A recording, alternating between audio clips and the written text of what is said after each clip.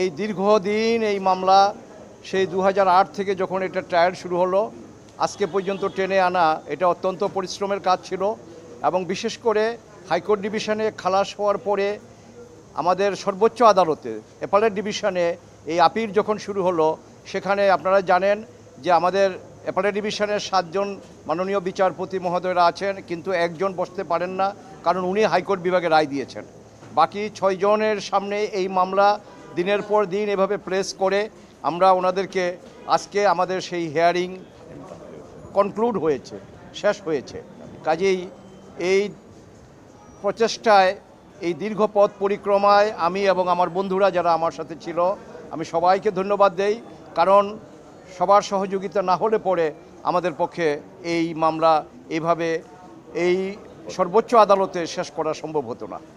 আর আমি আপনাদের ধন্যবাদ দেই যে আপনারা ইলেকট্রনিক্স মিডিয়ার যারা আছেন আমার খুব আপনজন, আপনারা সারাদিন আমাদের এখানে থাকেন, আপনাদের সাথে আমরা আপনাদেরকে আপন ভাবি।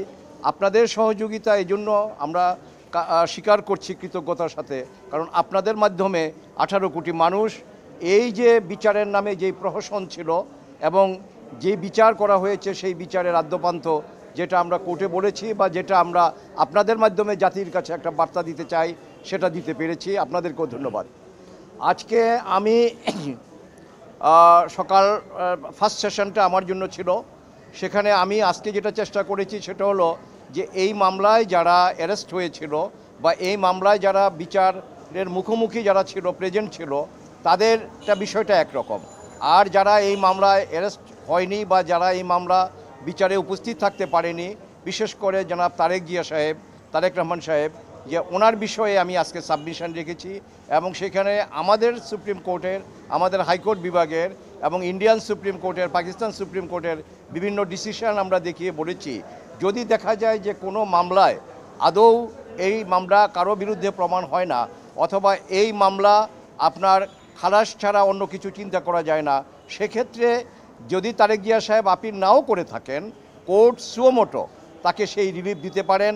এবং যেটা আমরা হাইকোর্ট বিভাগে এই প্রার্থনা করার পর হাইকোর্ট বিভাগ সেখানে ওনার জাজমেন্টে এটা লিখেছেন যে non appealing accused also will get the benefit of this judgment. আজকেও আমি বিভিন্ন সিদ্ধান্ত, বিভিন্ন নজির এই সাবকন্টিনেন্টের বিভিন্ন সুপ্রিম কোর্টের আমরা মাননীয় আদালতে এটা পেশ করেছি এবং মাননীয় প্রধান বিচারপতি সহ অন্যান্য মাননীয় বিচারপতি মহোদয়রা সেগুলো নিয়েছেন এবং ওনারা নোট নিয়েছেন, ওনাদের কাছে আমরা নিবেদন করেছি। এবং এক্ষেত্রে তারেক জিয়া সাহেব এর পক্ষে যেহেতু তাকে দেশে আসতে দেওয়া হয়নি, কাজে উনি ট্রায়াল ফেস করতে পারেননি, যেহেতু তাকে দেশে আসতে দেওয়া হয়নি উনি কোনো আপিল করতে পারেননি। কিন্তু তারপরেও আমরা যারা আছি এখানে, আমরা এই মামলা পরিচালনা করতে গিয়ে আমি তন্ন করে দেখেছি যে 225 জন সাক্ষীর মধ্যে এমন কোনো সাক্ষী নাই যে ওনার কথা বলেছে।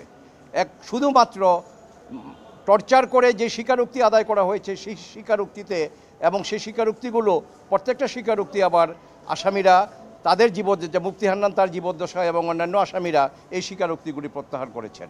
এই স্বীকারোক্তিতে 2-1 জনের স্বীকারোক্তিতে ওনার নাম এসেছে, এছাড়া ওনার বিরুদ্ধে কোনো কিছু নাই।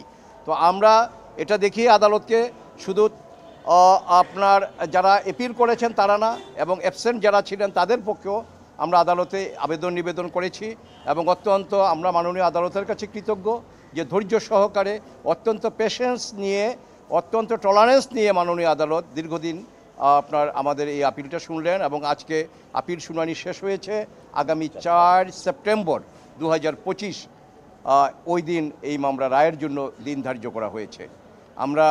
আমি আল্লাহ রাব্বুল আলামিনের দরবারে শুকরগুজার করছি যে এটা অত্যন্ত কষ্ট এবং পরিশ্রমের কাজ ছিল, আমার একার পক্ষে সম্ভব হতো না।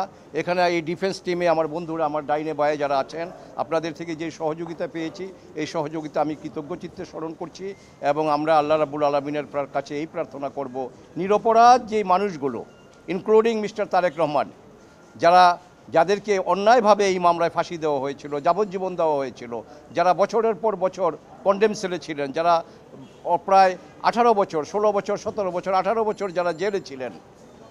আজকে আমাদের আপনার আব্দুল সালাম পিন্টু সাহেব একটু আগে কোর্টে এসছেন, এই ভদ্রলোক 17 বছর জেলে ছিলেন। লুৎফুজ্জামান বাবর সাহেব প্রায় 16-17 বছর, 18 বছর জেলে ছিলেন।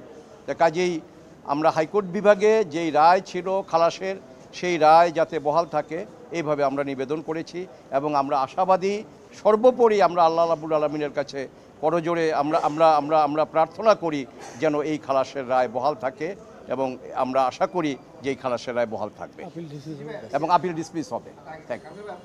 এই 21শে আগস্টের মামলাটা আমাদের জাতির জন্য অত্যন্ত গুরুত্বপূর্ণ এই কারণে একটা হিনিয়াস ক্রাইম সংগঠিত হয়েছিল এবং তৎকালীন সময়ের বিএনপি সরকার দেশনেত্রী বেগম খালেদা জিয়া নেতৃত্বাধীন প্রধানমন্ত্রী থাকাকালীন সময়ে এই মামলার সুষ্ঠু তদন্তের জন্য তিনি এফবিআইকে এনেছিলেন এবং বিশ্বের অন্যতম আরেকটা সংস্থা স্কটল্যান্ড ইয়ার্ড তাদেরকেও আনা হয়েছিল।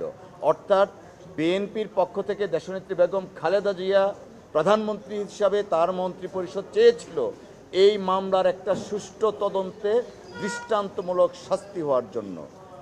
আনফর্চুনেটলি তখন এফবিআই এবং স্কটল্যান্ড ইয়ার্ড শেখ হাসিনার সাথে কথা বলতে পারেনি, ফরেনসিক এভিডেন্স নেওয়ার জন্য তার গাড়িটাকে পরীক্ষা করতে রিফিউজ করা হয়েছিল। অর্থাৎ প্রথম থেকেই শেখ হাসিনা ওয়াজেদ এই মামলাটা ভিন্ন খাতে প্রবাহিত করতে চেয়েছিলেন এবং তৎকালীন সময়ে কাদের সিদ্দিকের সংসদে কি বলেছিল এই মামলা সংক্রান্ত আপনারা সাংবাদিকরা জানেন। ভারতের প্রখ্যাত সাংবাদিক কুলদীপ নায়ার যুগান্তরে একটা কলাম লিখেছিল এই ঘটনাকে কেন্দ্র করে, সেটাও আপনারা জানেন। কেন হঠাৎ করে মুক্তাঙ্গন থেকে উইদাউট নোটিস তাদের পার্টি অফিসের সামনে নিয়ে গেল 15 মিনিটের ব্যবধানে, আর ওখানেই একটা বোমা সংগঠিত হলো। Unfortunate event. আমরা প্রত্যাশা করেছিলাম যে একটা ন্যায় বিচার হবে এবং প্রকৃত দোষীদের শাস্তি হবে, কিন্তু দেখা গেল যে প্রকৃত দোষীদের শাস্তি দিতে গেলে হয়তো ফলের বিড়াল বের হয়ে যাবে, যে কারণে শেখ হাসিনা তার রাজনৈতিক উদ্দেশ্য এবং প্রতিহিংসার হিসাবে জনাব তারেক রহমান সাহেবকে এই মামলায় অন্তর্ভুক্ত করলেন শুধুমাত্র রাজনৈতিক কারণে। প্রকারান্তরে শেখ হাসিনা নিজেই চায়নি আইবি রহমান সহ 24 জনের বিচারটা হোক, যে কারণে তিনি রাজনৈতিক প্রলেপ দিলেন, দিয়ে আমাদের আইন শৃঙ্খলা রক্ষাকারী বাহিনী তথা যে সাংগঠনিক কাঠামো আছে সেই কাঠামোটা ভেঙে দিয়েছেন, যেটা আজকে শিশির মনির সাহেব তার সাবমিশনে বলেছেন। আমরা প্রত্যাশা করছি আমরা ন্যায় বিচার পাব। জনাব তারেক রহমান সাহেবকে এই মামলায় রাজনৈতিক উদ্দেশ্য প্রণোদিত হয়ে প্রতিহিংসা বশবর্তী হয়ে শেখ হাসিনার ইচ্ছায় এই মামলায় জড়িত করা হয়েছে। মহামান্য হাইকোর্ট বিভাগ তাকে খালাস দিয়েছেন। আমরা প্রত্যাশা করছি ন্যায় বিচার পাব এবং মহামান্য অ্যাপিলেট ডিভিশন জনাব তারেক রহমান সাহেব সহ অন্যান্য আসামিদেরকে খালাস দিবে।